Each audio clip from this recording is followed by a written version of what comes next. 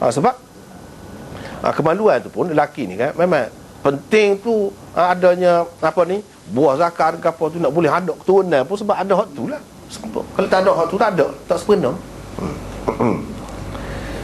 Itu sebab dia sebut madzakir di sini. Bukan saja-saja. Itu baru terang kan. Dah lah je. Sudah boleh. Dah. Tak penat sangat pula kalau derah tu tak penat. Itu hendaknya. Itulah cara Nabi SAW mandi. Lepas tu isteri dia tu tahu mana. Dia hitam, kalau dia tengok kau gitu mo lah suami dia mandi tu, dia royak ni, bahagia kemaluan dia basuh gini-gini. Nah, Pak Nabi mandi tu tidak pakai kain lepas kau, kita kata dah kain sah. Mana telanjang kau lah ke mana? Ada, dia mandi pakai kain sah. Cuma dia tahulah. Dia tahu, dia tengok tak apa. Isteri tengok suami mandi tak apa. Dan faedahnya bila dia lah yang tengok Nabi SAW buat gini, yang kita boleh tahu ni sebab dia royak. Kalau tidak, kita tak tahu. Dia mandi sekali ya. Hak dia mandi sekali pun ya dah juga. Memang duduk sebelum pada ni sudah jumpa dah kan. Hak dia mandi sekali tu. Bila-bila gitu mungkin mandi ni kan, suami isteri ni tidak semesti sekali sama kan.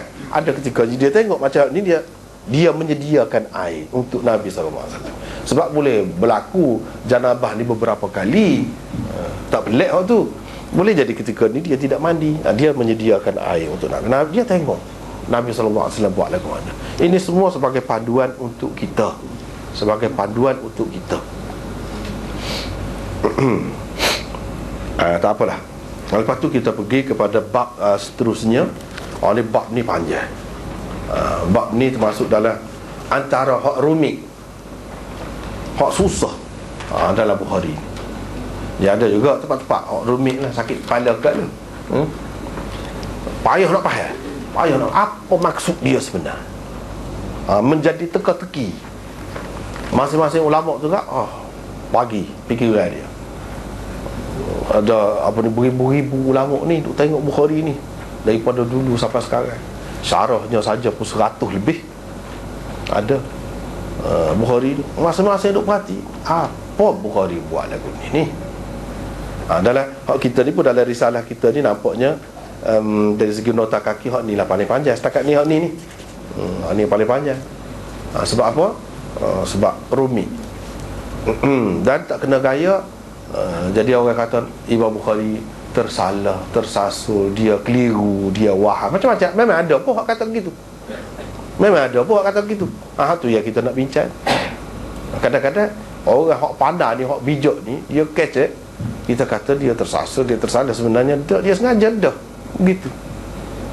Bukan dia nyayuk, dia sengaja perhati molek. Perhati molek nampak putih dia, tubuh dia tu.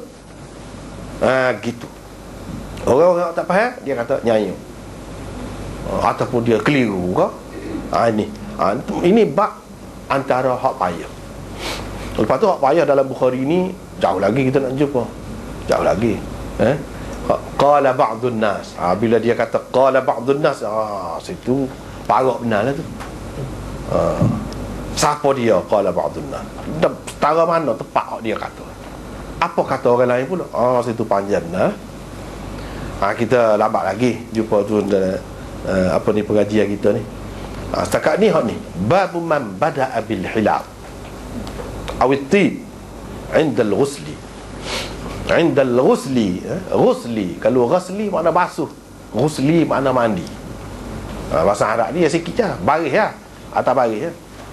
Apa kalau tak ada baris tu atas pada orang. Kalau tak pada atas lagi lain. Ghusli makna mandi, ghusli makna basuh, lubsi makna pakai, labsi makna keliru. Labsi makna keliru. Lubs makna pakai, labs makna keliru. Bar darat tadi lah, tanah. Bur gandum, bil kebajikan. Atas baris ya, buruk supa. Itu atas pandang kita. Bab orang yang memulakan dengan al-hilab. Pasal kita tak boleh terjemah tu. Banyak sangat pendapat. Ambil hak asal. atau wangi-wangian. Tip tu apalah, wangi-wangian. Ketika hendak mandi, apa maksud orang yang memulakan? Orang yang di sini maksudnya Nabi SAW dalam peristiwa ni, dalam hadis ni. Lepas tu orang ni bukan khusus dengan Nabi, orang lain pun boleh juga buat lagu. Kalau buat lagu ni, lagu mana? Molek ke atau lagu mana? Tu nak bincang. Gapo dia al-hilab? Butir tu ya, sebutir tu ya jadi panjang. Sebutir tu ada jadi panjang. Gapo dia al-hilab? Memulakan al-hilab dengan al-hilab. Memulakan tu lagu mana? Sebelum dia mandi ke, dia ambil benda tu ke, dia guna benda tu ke, ataupun lagu mana?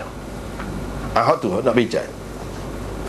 Ni kita tengok nota, nak tengok nota 173. Sedia dimaklumi bahawa terjematul bab atau tajuk bab yang diadakan oleh Imam Bukhari di dalam sahihnya memang unik, seni dan mendalam maksudnya. Namun tajuk bab ini termasuk antara tajuk-tajuk bab di dalam Sahih Bukhari yang amat rumit, mendalam dan sukar dipahami maksudnya. Ni justru para ulama telah mempertaruhkan buah fikiran mereka masing-masing demi meleraikan kemusykilan dan teka-teki yang terdapat di dalam tajuk bab ini. Antara buah fikiran tokoh-tokoh ulama hadis tentang tajuk bab ini adalah seperti berikut. Satu, ini rekah benar dah ni, rekah dah ni. Cuba buat serengkas mungkin, dan ada berselerok tu cuba letak sekali. Sebab setengah-setengah kitab dia tak ada semua, dia ada ni, ada ni, gitu. Ini kita cuba kumpulkan hak pendapat dulu dan kemudian daripada tokoh-tokoh hadis. Yang pertama, al-hilab itu artinya bekas yang dapat mengisi susu unta yang diperah pada sesuatu masa, dan atrib pula ialah sesuatu pewangi yang mengharumkan tubuh pemakainya. Kata golongan yang mengemukakan pendapat pertama ini, tujuan Imam Bukhari ialah Nabi SAW apabila hendak mandi akan meminta atau menyediakan 2 kal. Bila dia nak mandi, dia akan minta 2 kal ni. Itu maksudnya. Pertama, al-hilab sendiri atau sesuatu bekas seperti al-hilab yang dapat mengisi air sebanyak 1 kali perahan susu unta pada sesuatu masa. Satu bekas yang dapat mengisi, kira-kiranya kalau perah susu unta sekali perah pada satu masa tu, sebanyak tu dia akan minta bekas tu. Tidak semesti bekas tu bekas untuk perah susu. Sebab tu dalam hadis ni dia ada sebutkan Nabi SAW nahwan da'a bi syai'in nahwal hilab. Mula-mula sekali beliau ni. Nabi SAW apabila hendak mandi junub akan meminta sesuatu seperti hilab. Sesuatu seperti hilab, tidak semesti hilab tu sendiri bekas hak orang buat perah susu tu, dah sesuatu yang serupa tu, lebih kurang bersatu. Dia nak ayat baldi kau apa kau, dia akan minta tu bila dia nak mandi. Kedua, pewangi untuk dipakai selepas selesai mandi, dia akan minta 2 kali. Golongan ini memakai perkataan au di dalam tajuk tu kan, man bada'a bil hilab au. Au di sini yang tersebut di dalam terjematul bab dengan makna waw. Sebab dalam bahasa Arab ni dia ada kalanya au dengan makna waw, bukan dengan makna atau. Tapi kita terjemuh di atas tu atau, sebab itulah asal makna au. Tapi kalau mengikut golongan yang pertama ni, kita tak boleh terjemah gini lah. Kita kena kata orang yang memulakan dengan al-hilab dan wangi-wangian. Dan sebab au di situ dengan makna dan. Atau mereka memakai nuskhah Sahih Bukhari yang sememangnya mencatatkan waw di tempat au. Ada setengah-setengah nuskhah Bukhari bukan au di sini tetapi waw.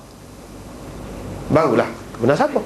Kalau atau minta bekas tu ataupun pewangi, apa maksud? Tak boleh faham. Atau salah satu kau. Kalau salah satu minta pewangi, kena mandi, mana air?